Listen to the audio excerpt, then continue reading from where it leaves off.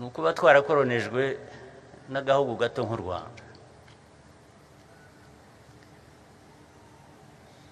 ndetse ako gahugu kagatema u Rwanda kakarucamo ibice kugira ngo rungane nkako.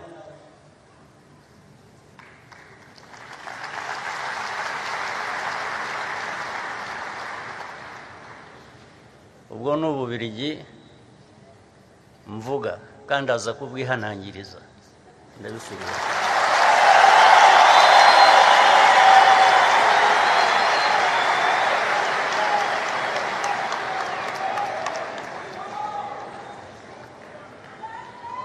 Ububiligi bwishe u Rwanda bukica Abanyarwanda amateka aya yose arenze 30 gusa, imyaka 30 gusa, rukajya rutugarukaho rukongera abasigaye rukongera rukabica.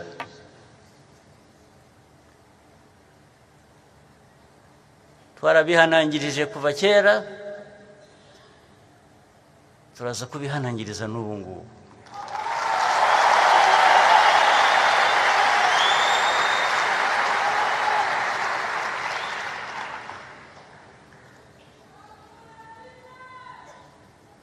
Iyi ntambara ya Kongo, abantu bagiye bakagira iy'u Rwanda. Ntabwo iyi ntambara ari iy'u Rwanda, ntabwo ari u Rwanda rwayitangiye, ahubwo icyo abayitangiye bashakaga nicyo turwana nacyo.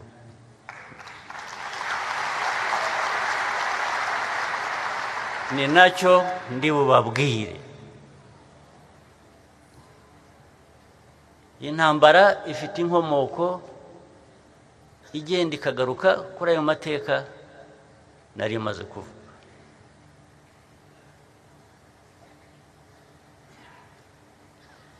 Abantu bitwa Abanyarwanda bamwe bagiye bisanga hakurya y'imipaka tuzi ubu ngubu y'u Rwanda, ntabwo ari u Rwanda rwabatwayeyo, ntabwo ari Abanyarwanda batwaye, ntabwo ari u Rwanda rwatwaye Abanyarwanda muri za Gisoro muri Uganda, ahantu hitwa Gisoro hano, ntabwo ari u Rwanda rwatwaye Abanyarwanda muri za Masisi muri za Rucuro na Heha, ntabwo ari u Rwanda rwabajyanyeyo.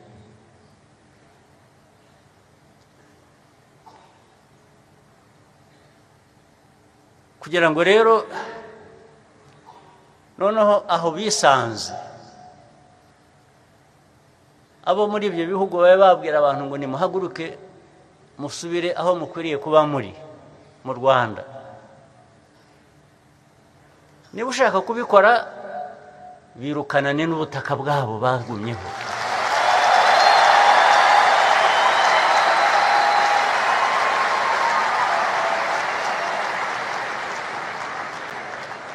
Ariko niba ukoresha ukuri cyangwa niba ushaka amahoro nkawe nk'uko abantu bose bayashaka, ugomba guha abantu uburenganzira bwabo.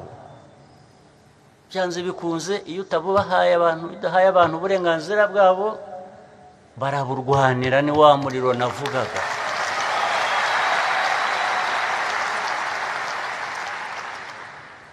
Hanyuma rero iyo uje kubikururamo noneho Abanyarwanda u Rwanda rukazira ko ibyo bihugu bindi bidashaka abo bantu bariyo, twagira dutese? Turahangana nabo.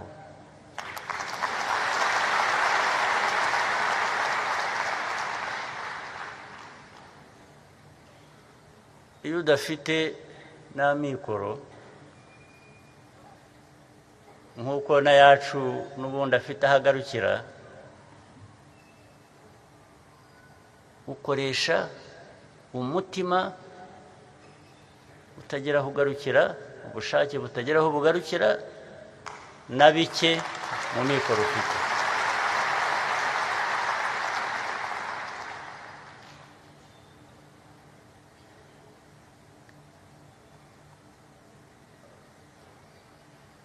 iyi ntambara y'ejo bundi imaze imyaka ngira ngo irenze 3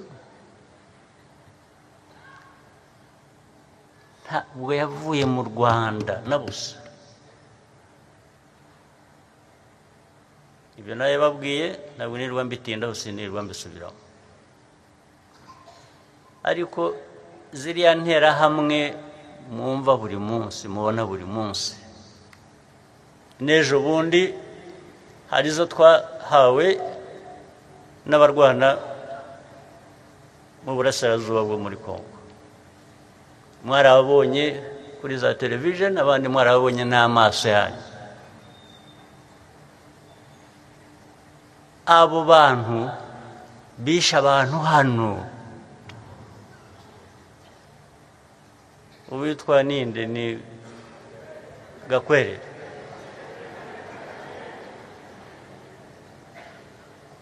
Gakwerere yisha abantu, yisha abavandimwe, yisha abanyarwanda, ariko si we gusa, nuko ari we wafashwe ejo bundi. Abandi baguye ku rugamba. Abo bantu byaragiye biba kuvuga ngo iyo uvuze FDLR, iyo uvuze interahamwe, bakavuga ngo ariko abo ngabo ngo kumuvuga ngo ni bangahe, ushaka ko baba bangahe kugira ngo babe ikibazo?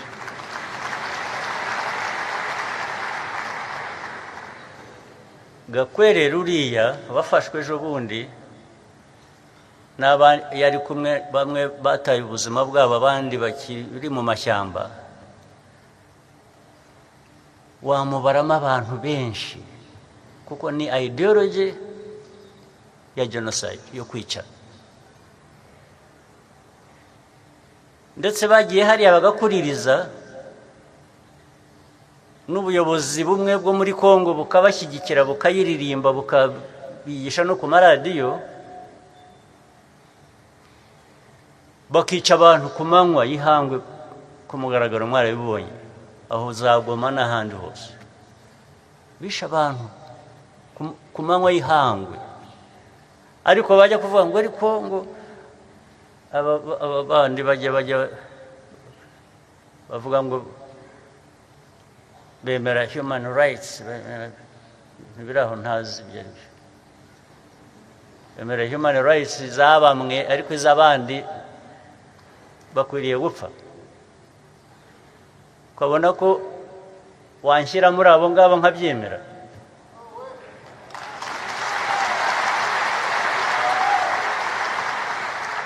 Washyira abantu mu bagomba gupfa bakabyemera, bakagutegereza kuza kubica?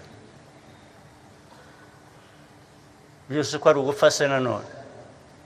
Napfa ndwana nawe?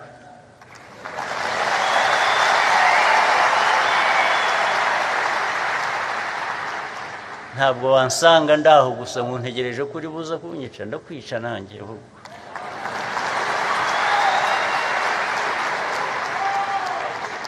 Ibyo rwose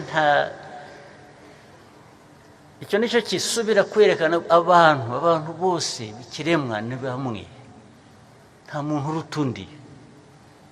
Ntabwo waza kumpimira ubuzima bwanjye ngomba kubaho, wowe urabikora nkandi,